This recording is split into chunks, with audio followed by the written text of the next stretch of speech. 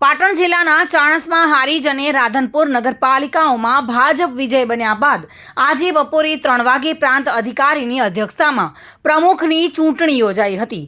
ત્રણેય નગરપાલિકાઓમાં આ વર્ષે સામાન્ય મહિલા અનામત બેઠક હોવાથી મહિલાઓ પ્રમુખ બની છે। હારીજ નગરપાલિકામાં ધરતીબેન ધર્મેશભાઈ સચદેની પ્રમુખ અને કોંગ્રેસમાંથી પક્ષ પલટો કરી ભાજપમાં જોડાયેલા વોર્ડ નંબર 6ના કિંજલબેન ચક્ષુ મહેતાની ઉપપ્રમુખ તરીકે વરણી કરાઈ છે। રાધનપુર નગરપાલિકામાં ભાવનાબેન વિક્રમભાઈ જોશીની પ્રમુખ પદે અને હરેશભાઈ રઘુરામ ઠક્કરની ઉપપ્રમુખ તરીકે વરણી કરવામાં આવી છે। ત્યારે વાત કરવામાં આવે ચાણસ્મા નગરપાલિકામાં સામાન્ય મહિલા અનામત બેઠક પરથી પ્રતિજ્ઞાબેન પટેલ પ્રમુખ બન્યા છે અને ઉપપ્રમુખ તરીકે આંશુ સુનિલ પટેલની નિમણૂક કરવામાં આવી છે। ત્રણેય નગરપાલિકાઓમાં પ્રમુખ પદ માટે 2.5 વર્ષની ટર્મ નિર્ધારિત કરવામાં આવી છે। સામાન્ય બેઠક પરથી જીતનાર તમામ મહિલાઓને પ્રમુખ બનવાની તક મળી છે। ભાજપ પાસે ત્રણેય નગરપાલિકાઓમાં બહુમતી હોવાથી તેમના દ્વારા સૂચવવામાં આવેલા ઉમેદવારની જીત નિશ્ચિત હતી।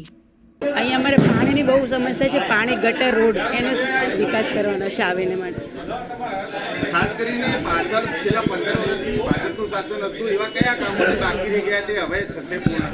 પાણી છે, રોડ છે, ગટર છે અને સફાઈનું છે, બધું થશે ક્લિયર કામ। આજે ભાજપે તમને એક મહિલા તરીકે પ્રમુખ તરીકે પ્રમુખ તરીકે વરણી કરી છે, શું કહેવું છે તમારું? અમારે બસ નગરપાલિકામાં વિકાસ કરવો છે, નગરપાલિકામાં બેસીને શહેરને આગળ લાવવું છે આપણે અને બધાની સેવા કરવી છે। નગરપાલિકાના જે સભ્યો છે બધા એમને પ્રમુખ તરીકે ચૂંટ્યા માટે ખૂબ ખૂબ ધન્યવાદ બધાને।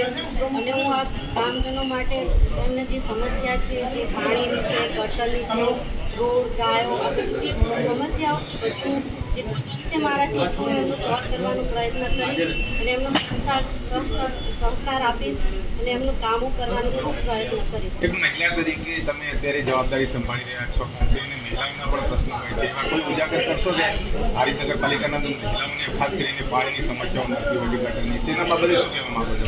મહિલાઓને પાણીની બાબતે બહુ એમને હેરાન કરતી છે। એમને હું જ્યારે જતી ત્યારે લોકો મને કહેતા કે અમારે પાણીની બહુ જ સમસ્યાઓ છે, તો હું એમની સમસ્યા સોલ્વ કરવાની પ્રયત્ન કરીશ અને એમનો પ્રશ્ન જે બી હશે હું સોલ્વ કરીશ। પ્રવીણ યોગી સાથે bureau report, today Gujarati news. દર્શક મિત્રો, ટુડે ગુજરાતી ન્યૂઝનું આ જાગૃતિ અભિયાન સિસ્ટમમાં બદલાવ લાવવાનો એક પ્રયાસ છે। જો આ પ્રયાસ આપને ગમ્યો હોય તો ચેનલને લાઇક, શેર અને સબસ્ક્રાઇબર કરવાનું ભૂલતા નહીં। ગરીબ લોકોને પણ સુખાકારી સુવિધાઓનો હક છે, તે આપ પણ સ્વીકારતા હો તો આ વિડીયો શેર જરૂર કરજો। ફરી મળીશું, ત્યાં સુધી જાગૃત રહો અને સક્રિય રહો।